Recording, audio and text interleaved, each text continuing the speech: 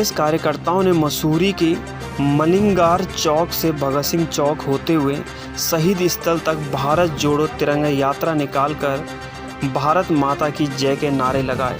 इस मौके पर कांग्रेस कार्यकर्ताओं ने तिरंगा हाथ में लेकर नारेबाजी करते हुए देशभक्ति का जज्बा पैदा किया और सभी लोगों ने अपील की गई है कि वो एकता के सूत्र में बंध कर देश को आगे बढ़ाने का कार्य करें। इस अवसर पर मसूरी पहुंची कांग्रेस प्रदेश महामंत्री गोदावरी थापली ने कहा कि देश को आज़ाद हुए 75 साल हो गए हैं और इसी उपलक्ष्य में आज से कांग्रेस पार्टी ने भारत जोड़ो तिरंगा यात्रा का आयोजन किया है। उन्होंने कहा कि कांग्रेस पार्टी पिछले 75 वर्ष से तिरंगा यात्रा आयोजित करती आ रही है और देश को एक सूत्र में बांधने का काम करती रही है। इस मौके पर पूर्व विधायक जोत सिंह गुनसोला ने कहा कि कांग्रेस पार्टी देश को आज़ाद करने वाले महात्मा गांधी, पंडित जवाहरलाल नेहरू, भगत सिंह, सुभाष चंद्र बोस, शेखर आज़ाद जैसे महान नेताओं को आज के दिन श्रद्धांजलि देती है और उन शहीदों की याद में भारत जोड़ो तिरंगा यात्रा का आयोजन कर देश के लोगों से अपील करती है कि वह भारत की एकता और अखंडता को बनाने का कार्य करे। मसूरी से नीरज सिंह की रिपोर्ट।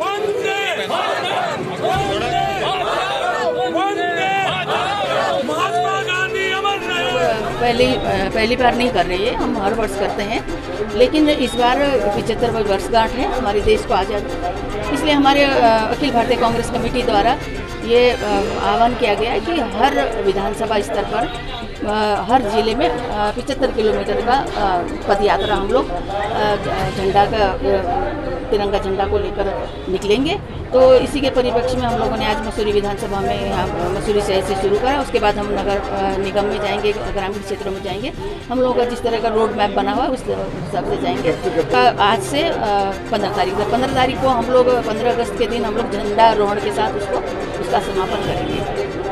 ये तो आप लोगों को भी मालूम ही है कि 52 साल तक कभी उन लोगों ने, आरएसएस वालों ने कभी अपने झंडा नहीं फहराया और अभी उन्होंने, मोदी जी ने उन लोगों को सबको कहा है कि अपने डीपी में, अपने अकाउंट में तिरंगा झंडा लगाएं, राष्ट्रीय झंडा लगाएं, लेकिन इस चीज़ को क्या उन लोगों ने फॉलो करा? वो करेंगे नहीं। और ये आज ये ढकोसले हैं क्योंकि उन लोगों ने नेहरू जी को तो गाली देते हैं, गांधी जी को लेकर पकड़ कर बैठे हैं, तो उनके क्यों फॉलो करें? क्योंकि उनके कोई नेता ही नहीं है, उनके कोई स्वतंत्रता संग्राम सेनानी नहीं रहे, कोई उन्होंने उनके नेता भाजपा वालों को, ना आरएसएस वालों ने कभी किसी ने बलिदानी दी देश को आज़ाद। आज हमारे देश को आज़ाद हुए 75 साल हुआ है। और 9 अगस्त इस देश की आज़ादी का क्रांतिकारियों का एक सशक्त दिवस माना जाता है, जिसमें इस हिंदुस्तान के लिए 1942 में 9 अगस्त को जो है भारत छोड़ो आंदोलन की जो है, अंग्रेजों जाओ और भारत को आज़ाद करो, ये जुनून पैदा हुआ और वो जुनून पैदा होते होते इस देश को आज़ादी मिली। और उस आज़ादी के बाद आज देश भर में इस 9 क्रांति दिवस को मनाने के लिए कांग्रेस ने पूरे राष्ट्र में निर्णय लिया।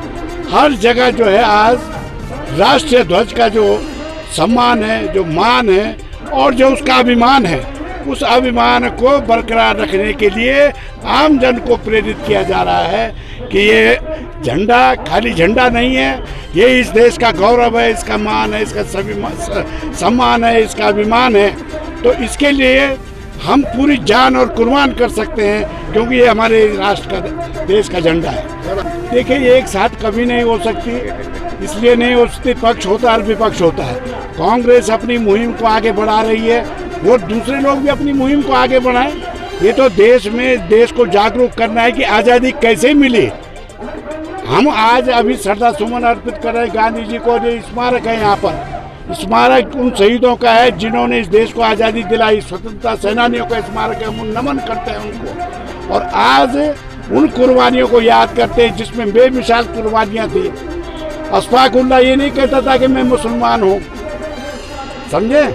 और भगत सिंह ने कभी नहीं कहा कि मैं देश के बाहर का हूँ। चंद्रशेखर आज़ाद ने कभी नहीं कहा कि मैं इस देश का नहीं हूँ और इस देश की आज़ादी दिलाने के लिए काम नहीं कर रहा हूँ। राजगुरु ने कभी ये नहीं कहा। लेकिन ये आज इस देश के अंदर बड़ी चुनौती होने जा रही है कि कई वर्गों में इसको बांटा जा रहा है और वर्गों में बांटकर जो है हिस्सेदारी में बांटकर जो है आखिर में पता नहीं कहाँ ये जाएगा। हम नहीं समझते कि सांप्रदायिकता की आग कहाँ तक सुलझेगी, कहाँ तक आगे बढ़ेगी। लेकिन आज इस झंडे की हम कसम खाते हैं कि हम उन कुर्बानियों को जाया नहीं जाने देंगे, बेजाया नहीं जाने देंगे जिन कुर्बानियों ने इस देश को आज़ाद करा है।